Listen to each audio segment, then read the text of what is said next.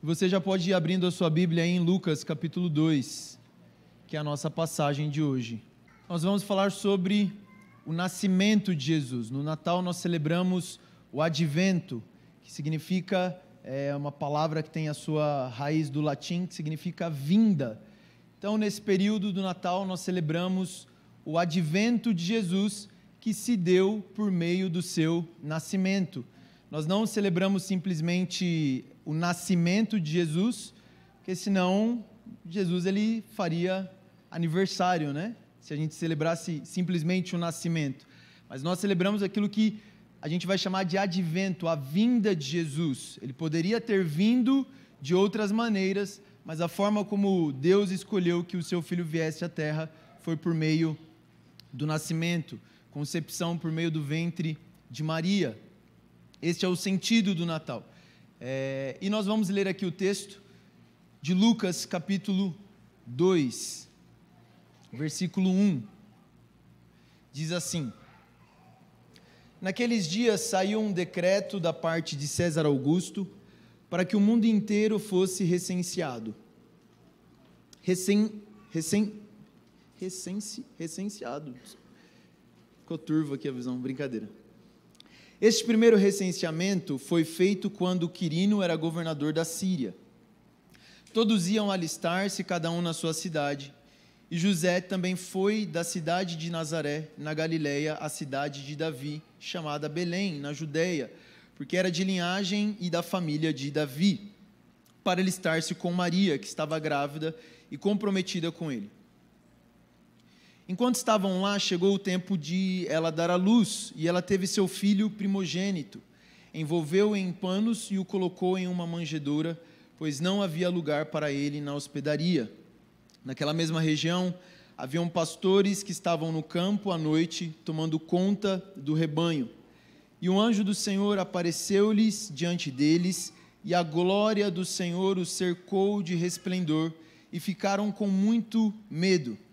Mas o anjo lhe disse: Não temais, porque vos trago boas novas de grande alegria para todo o povo. É que hoje na cidade de Davi vos nasceu o Salvador, que é Cristo o Senhor, e este será o sinal para vós. Achareis um menino envolto em panos, deitado em uma manjedoura. E então, de repente, uma grande multidão do exército celestial apareceu junto ao anjo, louvando a Deus e dizendo: Glória a Deus nas maiores alturas e paz na terra entre os homens a quem Ele ama.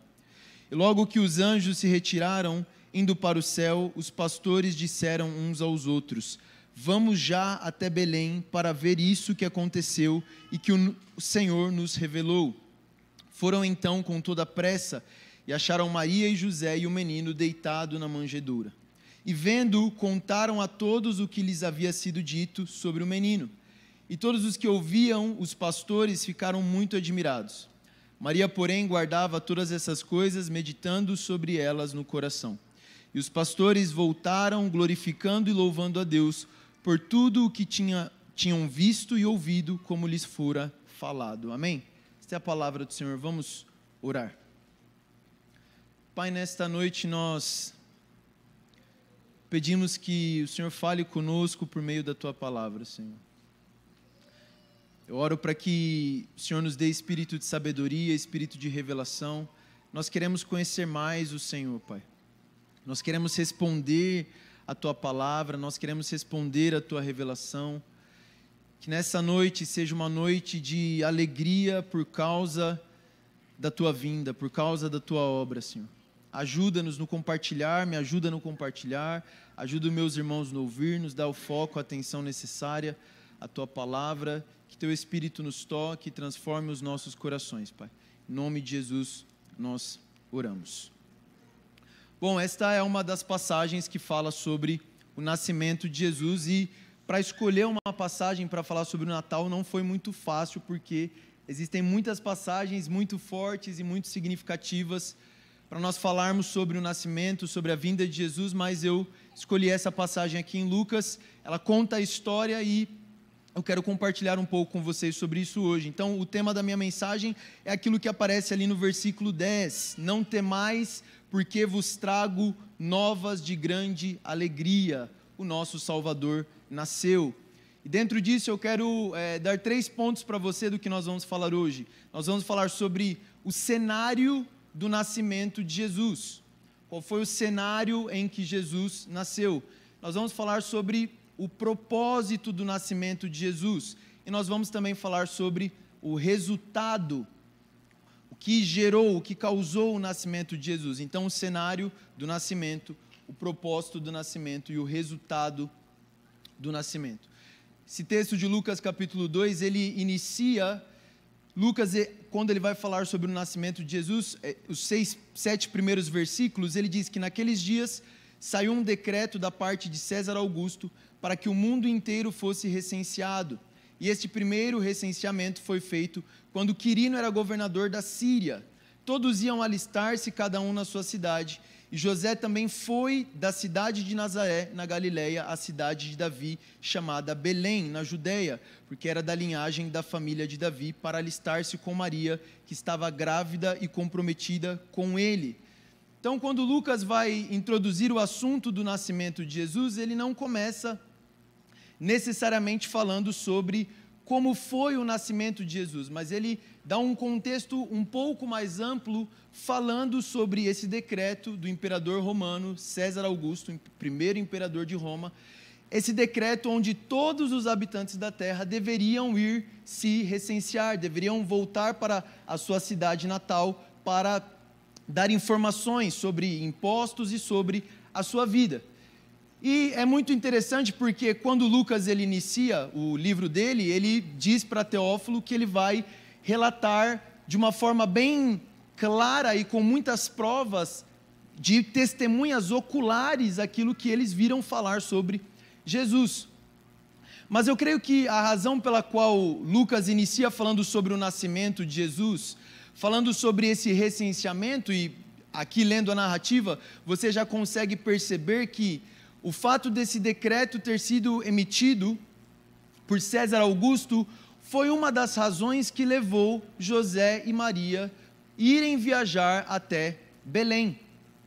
Quando nós pensamos no porquê que Lucas começa falando sobre o nascimento de Jesus, falando sobre esse decreto, o que me vem à mente é que o propósito desse decreto, entre muitas coisas, foi exatamente conduzir José e Maria para Belém. O propósito desse recenseamento foi justamente levar Maria até o lugar onde as profecias acerca de Jesus haviam previsto que o Messias deveria nascer. E aqui nos é dito sobre essa viagem de Nazaré, na província da Galileia, até Belém, na província da Judéia.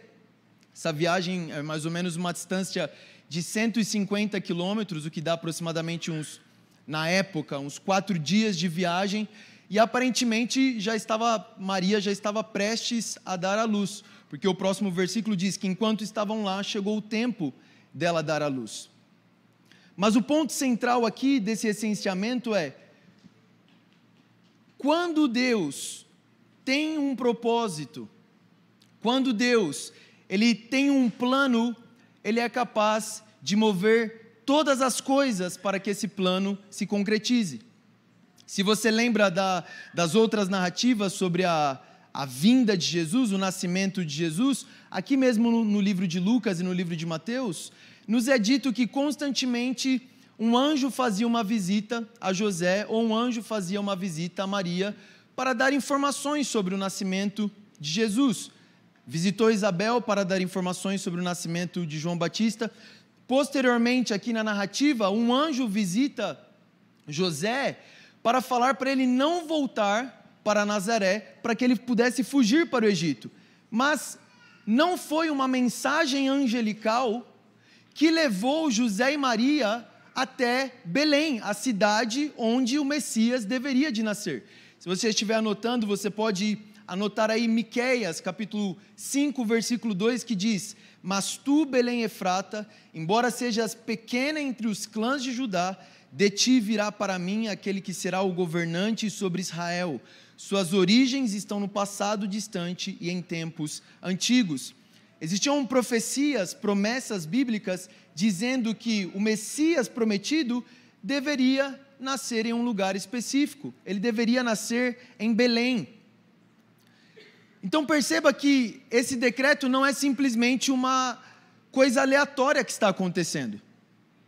Deus está movendo sobre imperadores, Deus está movendo sobre governantes, para que os seus planos se cumpram. E por que é importante nós entendermos isso? Porque daqui a pouco nós vamos ver uma cena onde nós vemos o nosso Salvador e o nosso Messias envolto em panos em uma manjedoura. E quando você se depara com essa cena de ver o Messias, de ver o nosso Salvador, de ver o Filho de Deus, de ver o próprio Deus envolto em panos em uma manjedoura, isso pode causar certa preocupação em você. Como assim? O Messias, o Filho de Deus, envolto em uma manjedoura. E é importante você saber que Deus está no controle dessa história. E quando eu falo que Deus está no controle dessa história, não é apenas na história do nascimento de Jesus. Deus está no controle de toda a história. E o nascimento de Jesus, sob essas circunstâncias, são uma prova de que Deus pode mover qualquer coisa para que os seus propósitos cheguem a uma plenitude, para que os seus propósitos se concretizem. Então você imagina, Deus moveu o coração de um imperador para recensear o mundo inteiro conhecido na época. Isso aqui não é um evento pequeno. Isso aqui é um evento grande, isso aqui é uma grande mobilização. As pessoas precisavam viajar por todas as províncias, por todos os países, para esse recenseamento. Agora você perceba que Deus ele é capaz de mobilizar um império inteiro, de mobilizar um imperador pagão, para que os seus propósitos sejam alcançados. Porque se você pensar comigo, seria muito fácil para Deus chegar até José, enviar um anjo e falar: olha, como vocês estão aí, Maria, já falei com vocês que vocês estão gerando o Messias, o Filho de Deus, as profecias dizem que ele tem que nascer em Belém. Então, vocês podem ir para lá, que já está perto dos 9 meses aí, concluírem, e ele pode nascer. Mas não é isso que Deus faz. Mas Deus está querendo nos mostrar algo com isso. Que Ele está no controle da situação, que Ele tem um plano, e Ele vai mover todas as coisas para alcançar o seu plano. A Bíblia chama isso plenitude dos tempos. Gálatas, capítulo 4, versículo 4 diz: vindo, porém, a plenitude dos tempos, Deus enviou o seu Filho, nascido de mulher, nascido debaixo da lei, para resgatar os que estavam debaixo da lei, a fim de que recebêssemos a adoção de filhos. Paulo está dizendo que no tempo certo, nem um dia antes, nem um dia depois, no tempo certo, na plenitude dos tempos, Deus enviou o seu Filho. Isso aqui é um lembrete para nós, de que Deus controla todas as situações, de que Deus controla todas as circunstâncias. E por que isso é importante? Porque nós vamos ver daqui a pouco o Messias, o Filho de Deus, envolto em panos, em uma manjedoura. E se você não tiver isso em mente, que Deus está no controle dessa situação, e você pensar de fato sobre Deus no ventre de uma adolescente, fazendo uma viagem de 150 quilômetros a pé, nascendo em uma manjedoura, que ideia maluca. Se você for pensar, isso, nossa, soa até como uma irresponsabilidade, né? Porque hoje, a gravidez, por exemplo, nós tratamos com tanto cuidado aquele bebê que está sendo gerado por causa da fragilidade. Então, quando você olha para essa cena de Maria viajando com José 150 quilômetros para ir se recensear, isso pode gerar algo no seu coração dizendo: que loucura é essa? Mas você precisa lembrar, Deus está no controle dessa situação, Deus está no controle de todas as situações, e Ele tem um plano, Ele tem um propósito, e Ele vai alcançar, Ele vai cumprir os propósitos dEle, amém? Nem que para isso seja necessário que Ele mobilize o coração de um imperador para que um censo seja feito e que Maria possa ir então até Belém, onde Jesus deveria de nascer. Mas o fato de Lucas colocar isso não é apenas para nos lembrar disso. Lucas está dizendo que Jesus nasceu num contexto de pessoas reais. César Augusto existiu. Quirino, governador da Síria, existiu. A Síria é um lugar. Nazaré é um lugar. Galileia é um lugar. Belém é um lugar. O que isso significa? Isso não é uma historinha simplesmente. Isso não é um conto de fadas.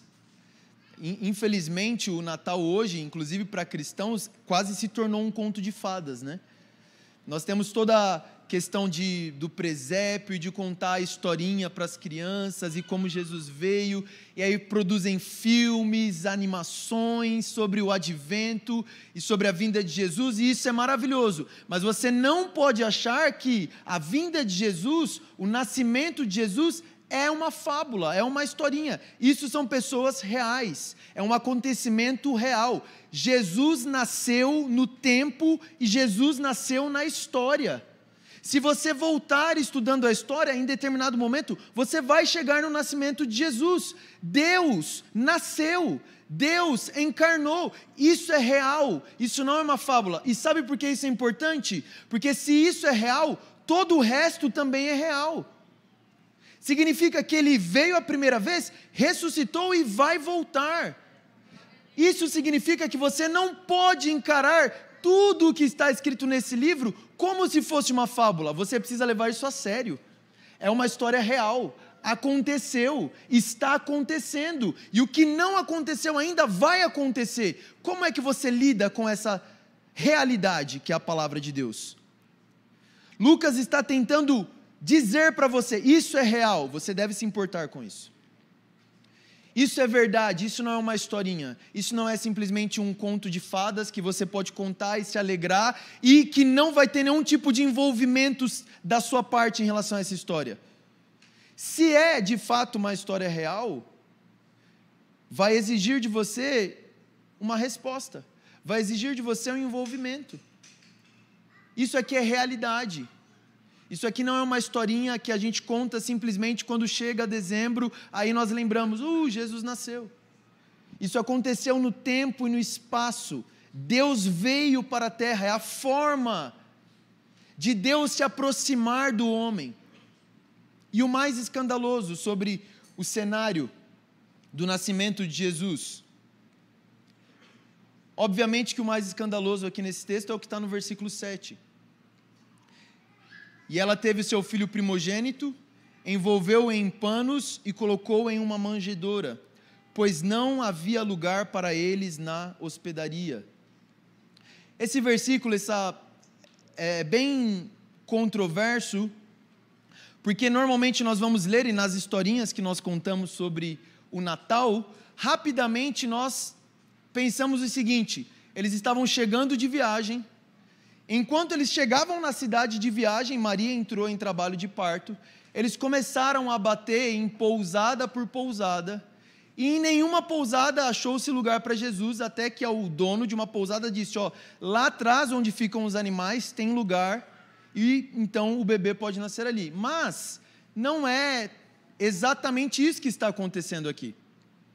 Essa palavra hospedaria que é usada aqui, na realidade, em outros lugares no Novo Testamento, especificamente em Lucas capítulo 22, quando Jesus vai preparar a última ceia, e ele fala para os discípulos, vão preparar o lugar, porque já existe um cenáculo, uma sala em cima de uma casa preparada para a ceia. É essa mesma palavra, hospedaria aqui.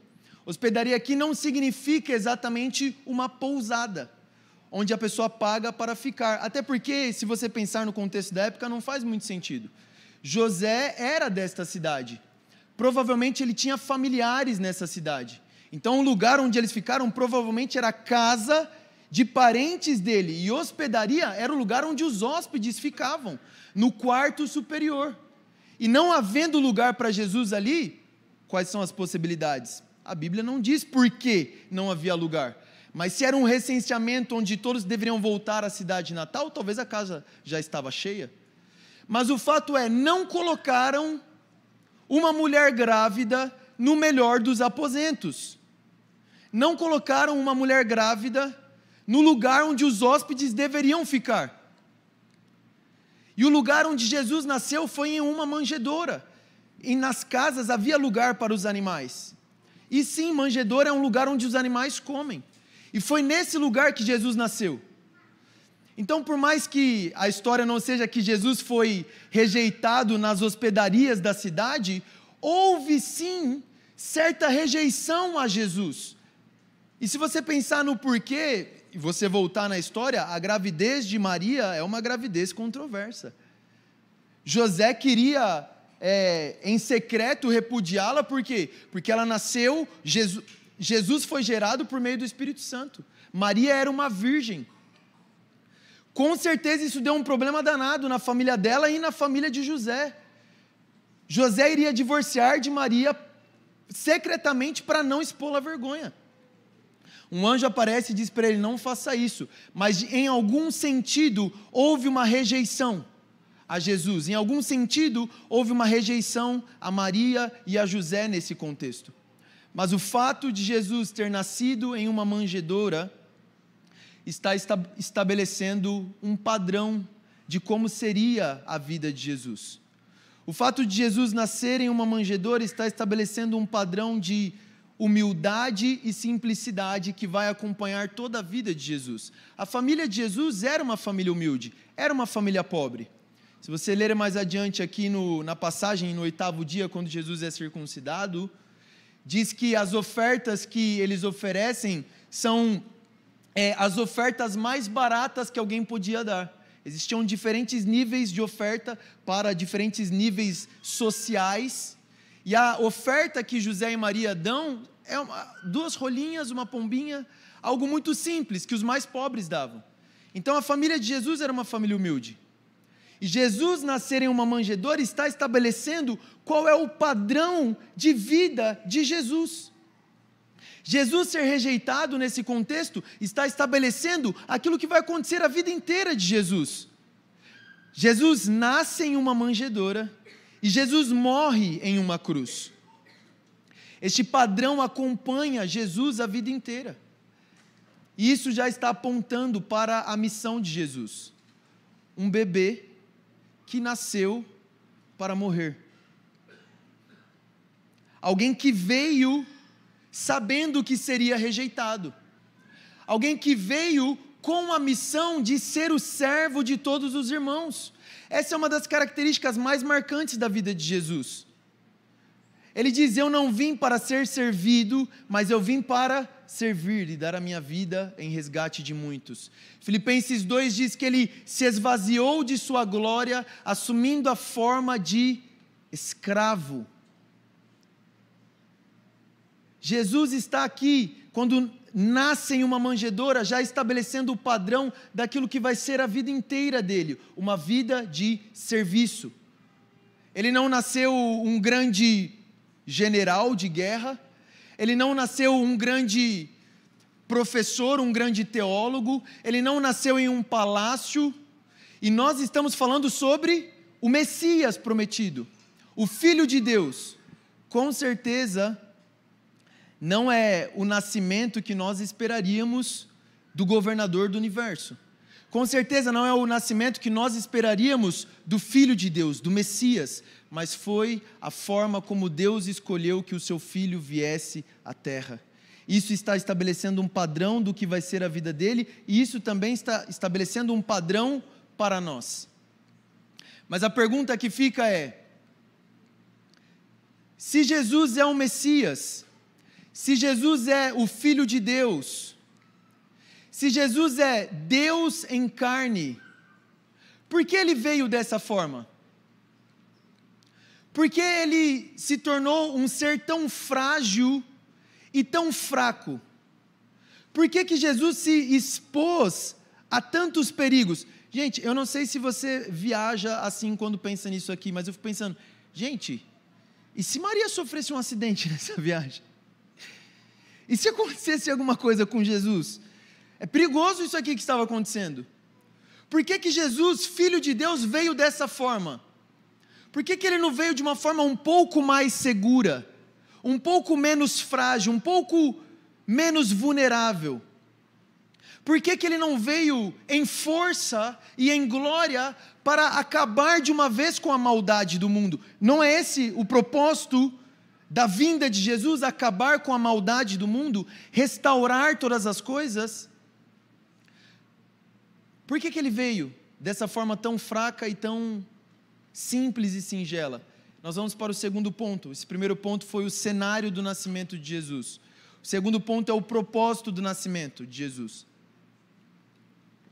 Continuando no texto, versículo 8, naquela mesma região, havia pastores que estavam no campo à noite tomando conta do rebanho. E o anjo do Senhor apareceu diante deles, e a glória do Senhor os cercou de resplendor e ficaram com muito medo. Mas o anjo lhes disse: não temais, porque vos trago novas de grande alegria para todo o povo, que hoje na cidade de Davi vos nasceu o Salvador, que é Cristo o Senhor. Mais uma vez, nós vemos algo acontecendo e que se você não pensar a fundo, você não vai entender o porquê. Pensa, gente, por que aparece anjo e a glória de Deus a pastores que estão no campo para anunciar a vinda do Messias? Tantas pessoas mais importantes que poderiam ser avisadas do nascimento do Messias, mas o Senhor vai até o campo onde tem pessoas simples. Pastores na época eram rejeitados. E o Senhor vai avisar essas pessoas, os rejeitados da sociedade, que Jesus nasceu, que o Messias apareceu. E a cena aqui, ela é muito forte, porque aparece o anjo do Senhor, e a glória de Deus resplandece e envolve aqueles pastores. E se você tentar imaginar a cena, provavelmente a sua reação seria a mesma reação dos pastores: muito medo. Anjos, gente, não são bonitos, né? Várias imagens estão rolando na internet agora sobre novos desenhos de como seriam os anjos, né? E os serafins. Então, não sei quantos de vocês viram, mas se você tentar reproduzir aquilo, não é um negócio bonito de se ver. Não é algo agradável. Vai te dar medo. E se a glória de Deus te cercar, você também teria uma reação como a desses pastores. E esse medo aqui é a coisa mais natural que poderia acontecer com esses pastores. Por quê? Desde que nós saímos do jardim do Éden, por causa do nosso pecado, nós tememos a glória de Deus. Porque nós somos pecadores e contato com essa glória nos mata. Contato com essa glória nos fulmina. Então, quando aqueles pastores veem um anjo e a glória de Deus os envolve, eles ficam aterrorizados. A coisa mais normal que poderia acontecer. Por quê? São pecadores. São pecadores diante da glória de Deus. E depois disso o anjo fala: não temam. Vocês não precisam temer, porque eu vim trazer uma boa notícia. O Salvador nasceu na cidade de Davi, Ele é o Cristo, o Senhor. Eu vos trago novas de grande alegria para todo o povo. Jesus nasceu. Deus entrega essa mensagem a pastores humildes e simples num campo pastoreando ovelhas. Você percebe que todo o tempo, em toda a narrativa, Deus está nos mostrando este caráter simples e humilde dele. Ele nasce em uma manjedoura, o Senhor aparece para pastores, para pessoas simples da sociedade. Mas o ponto é, qual é o propósito do nascimento de Jesus? Por que ele veio humilde? Por que ele veio singelo e frágil? Por que ele não veio em força para destruir toda a maldade e resolver todos os problemas? Versículo 11 está dizendo que o Salvador nasceu. Pensa comigo, se Jesus tivesse vindo em glória e força para destruir toda a maldade da humanidade, sabe o que teria acontecido? Não existiriam mais pessoas vivas hoje na terra. Se Jesus em sua primeira vinda viesse em glória, viesse em força, viesse em majestade para estabelecer justiça e exterminar a maldade da terra, todos nós seríamos mortos, todas as pessoas da terra seriam mortas. Por quê? A verdade é, Romanos 3:23, todos pecaram e estão destituídos da glória de Deus. Não existe um justo sequer. E o propósito da primeira vinda de Jesus, ele veio para salvar. Ele veio para estender misericórdia. Ele veio para estender graça. Ele não veio para executar juízo. Ele veio, na verdade, para receber juízo. Ele veio ser rejeitado. Ele veio ser morto, ele veio ser crucificado e não coroado. A vinda de Jesus, o nascimento de Jesus tem a ver com salvação, tem a ver com misericórdia, tem a ver com graça. E para que isso acontecesse, ele deveria vir desta forma, humilde, sendo servo de todos os irmãos. Porque se ele viesse de uma outra forma, não teria ninguém para contar a história. Porque ele teria exterminado toda a maldade, incluindo todos os pecadores. Mas a verdade do Evangelho é que Cristo nasceu para nos salvar. Eu quero ler alguns textos com vocês. Romanos 3:23, porque todos pecaram, estão destituídos da glória de Deus, sendo justificados gratuitamente pela sua graça, por meio da redenção que há em Cristo Jesus, a quem Deus ofereceu como sacrifício propiciatório por meio da fé, pelo seu sangue, para demonstração da sua justiça.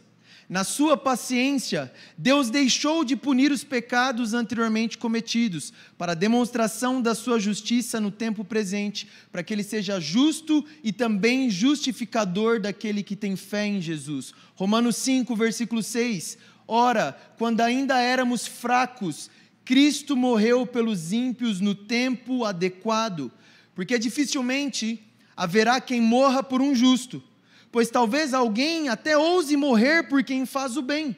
Mas Deus prova o seu amor para conosco, ao ter Cristo morrido por nós quando ainda éramos pecadores. Assim agora, justificados pelo seu sangue, muito mais ainda seremos salvos da ira vindoura. Jesus veio oferecer salvação. Jesus veio para nos salvar. O propósito da vinda de Jesus é ser a nossa redenção, ser a propiciação pelos nossos pecados. E é isso que os anjos tranquilizam os pastores, dizendo: não precisam temer, não é o dia do juízo, não precisam temer, por mais que a glória de Deus esteja aqui, vocês não vão morrer, pois o dia de hoje é um dia de grande alegria. O dia de hoje é um dia de grande salvação. O Salvador nasceu, o Messias prometido nasceu, e Ele é o Senhor. Isaías diz: porque um menino nos nasceu, um filho nos foi concedido, o governo está sobre os seus ombros, e o seu nome será Maravilhoso, Conselheiro, Deus Forte, Pai Eterno, Príncipe da Paz.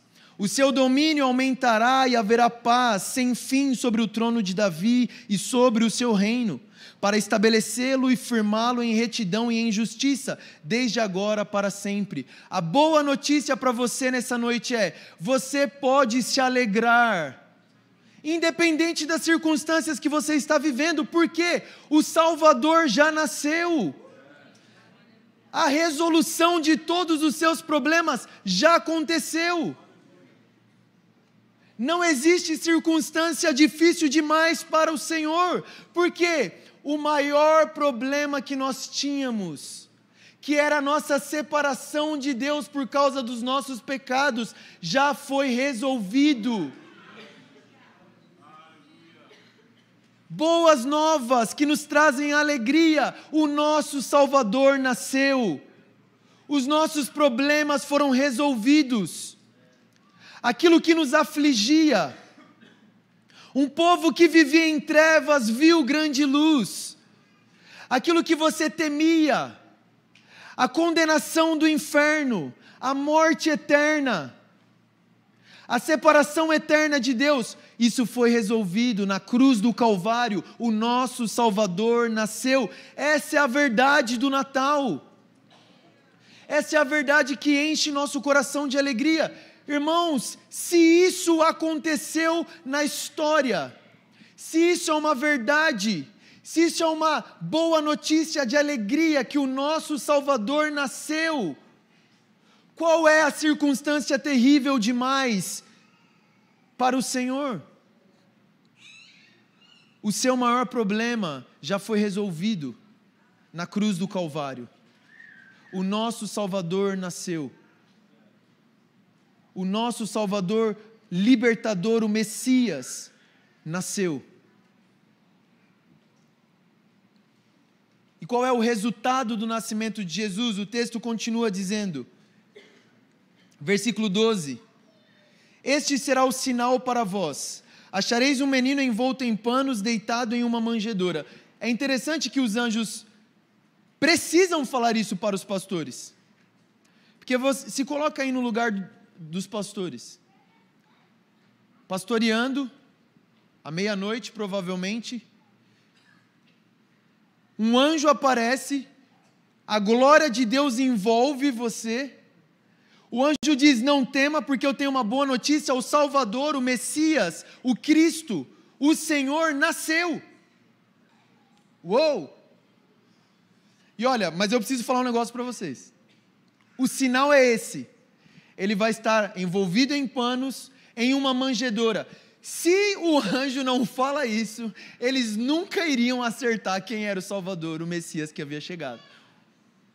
Porque nem nos últimos pensamentos eles imaginariam que o Salvador, o Messias, o Senhor, viria dessa forma. Então ele diz, o sinal é esse, quando vocês verem um bebê envolto em panos em uma manjedoura, ele é o Messias. Não se escandalizem, não se assustem, porque ele é o Messias, ele é o Salvador, ele é o Senhor, é ele que vai redimir Israel. Irmãos, esses pastores estavam esperando outra coisa, todo Israel estava esperando outra coisa. Muitas vezes nós também esperamos outra coisa de Jesus. E ele continua, versículo 13, então de repente, se não bastasse tudo aquilo que já havia acontecido, que noite foi a noite desses pastores? Então de repente, uma grande multidão do exército celestial apareceu junto ao anjo, louvando a Deus e dizendo, glória a Deus nas maiores alturas e paz na terra entre os homens a que Ele ama. O resultado do nascimento de Jesus, glória a Deus nas maiores alturas e paz na terra aos homens a quem Ele ama. O resultado do nascimento de Jesus é que isso glorifica o Senhor. O nascimento desse menino em uma manjedoura dá muita glória a Deus. E o nascimento desse menino em uma manjedoura espalha a paz a todos os homens a quem Ele ama. Este deve ser o resultado sempre que o Evangelho é pregado. Este deve ser o resultado sempre que o nome de Jesus for proclamado. Quais os resultados do nascimento de Jesus? Glória a Deus. Quais os resultados do nascimento, da proclamação da vida de Jesus? Paz na terra aos homens a quem Ele ama. Quando nós falamos sobre Jesus, quando nós falamos do nascimento de Jesus, quando nós falamos da vida e da obra de Jesus, isto glorifica o Senhor, a glória subindo de homens para Deus, isso que nós estávamos fazendo aqui anteriormente, olhando para o Senhor, contemplando a beleza de Deus e dando glória a Ele, aquele menino frágil em uma manjedoura, glorifica o Senhor nas mais altas alturas, mais profundas alturas. E este menino numa manjedoura libera paz aos homens a que Ele ama. E perceba que o Senhor oferece essa paz a todos os homens, mas a paz chega aos homens a quem Ele ama. O Senhor oferece essa paz a todas as pessoas, mas não são todas as pessoas que recebem essa paz que Jesus oferece. A glória de Deus cantada entre os homens por causa do seu nome. A paz de Deus vivida entre os homens por causa do seu nome. Nós fomos reconciliados com Deus. Nós fomos aceitos pelo Senhor. Romanos 5 diz: reconciliados, pois, com Deus, agora nós temos paz. O Senhor resolveu o nosso maior problema, o problema da nossa separação. Não temais, porque vos trago novas de grande alegria. E a nossa resposta a isso deve ser: glória a Deus. O final do texto aqui no versículo 20 diz: e os pastores voltaram, glorificando e louvando a Deus por tudo que tinham visto e ouvido, como lhes fora falado. Qual deve ser a nossa resposta a isso? Desfrutar dessa paz que nós temos com Deus. Nos relacionarmos com Jesus porque Ele nos reconciliou consigo mesmo. Mas ao mesmo tempo, glorificarmos a Deus. Louvarmos a Deus por causa do nascimento de Jesus. O dia de hoje é um dia de alegria. O dia de hoje é um dia de celebração, porque o nosso Salvador nasceu. Cristo Jesus, o Senhor, veio à terra. Deus se aproximou do homem, Emanuel, Deus conosco. Eu quero ler um texto para vocês. E eu quero que você preste atenção.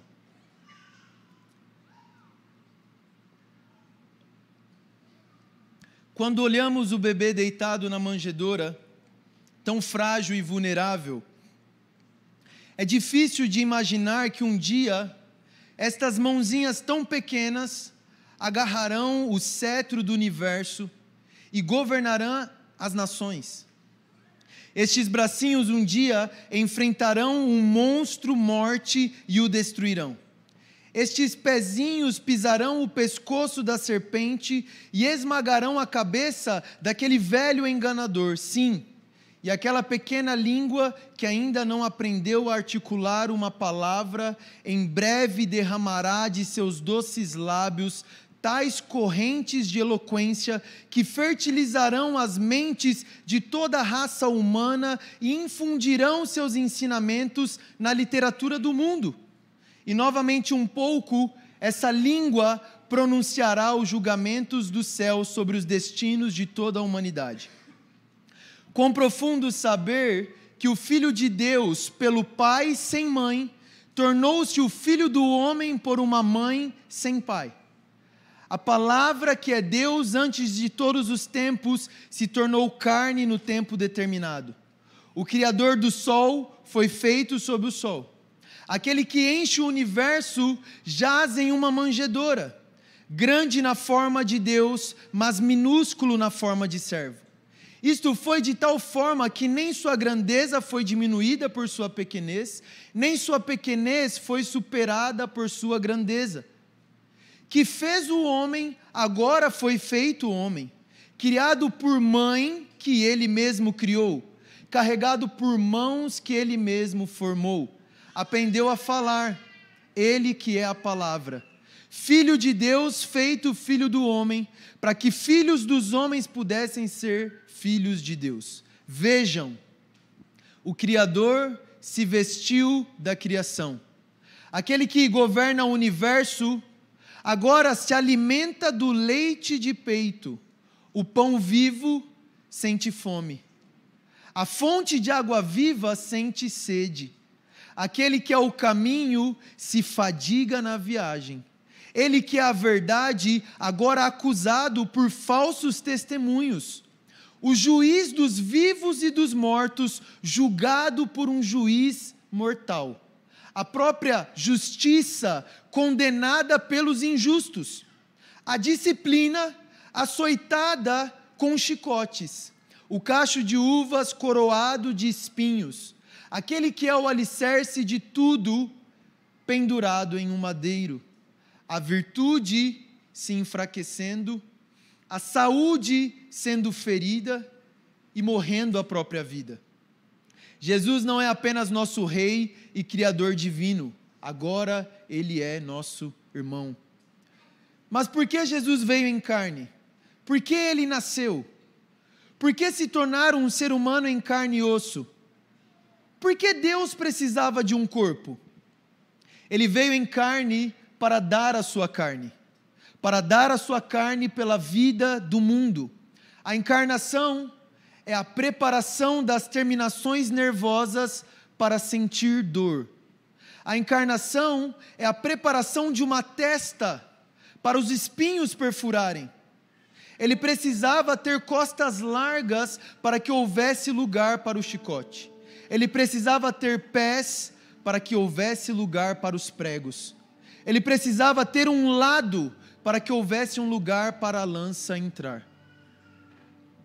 Ele precisava de bochechas carnudas, para que Judas tivesse um lugar para beijar, e houvesse um lugar para correr o cuspe que os soldados lançaram sobre ele. Ele precisava de um cérebro e uma coluna vertebral sem vinagre e sem fel, para que a intensidade da dor pudesse ser totalmente sentida. E é por isso que ele veio. É por isso que ele precisava de carne, para ter algo com o que morrer, algo com o que sofrer. Essa é a única maneira pela qual a graça pode alimentar os pecadores. E ele veio cheio de graça e verdade, e de sua plenitude todos nós recebemos graça sobre graça. Todos nós achamos maravilhoso que o Deus da glória se rebaixasse tanto, mas um dia acharemos ainda mais maravilhoso que o bebê da manjedoura, o homem de dores, seja exaltado ao lugar mais alto. A terra não poderia encontrar lugar muito baixo para ele, e o céu dificilmente encontrará um lugar alto o suficiente para ele. Então, apenas uma coisa a ser dita sobre Jesus Cristo: Ele é o mesmo ontem, hoje e eternamente. Podemos mudar com as circunstâncias. Jesus nunca mudou e nunca mudará. Quando olhamos para Ele na manjedoura, podemos dizer: Ele é maravilhoso, conselheiro, Deus forte, príncipe da paz. E quando o virmos exaltado à direita do seu Pai, podemos exclamar: eis o homem que um dia nasceu. Agora a glória celestial se casou com a pobreza terrena. O que é mais simples do que a estalagem, a manjedoura, um carpinteiro, a esposa de um carpinteiro e uma criança? O que é mais sublime do que uma multidão de exércitos celestiais acordando à meia-noite com sua alegre canção e o próprio Deus em carne humana manifestado? Uma criança é apenas uma visão comum, mas que maravilha ver aquela palavra que era no princípio com Deus, habitando entre nós, para que pudéssemos contemplar a sua glória, a glória do unigênito do Pai, cheio de graça e verdade.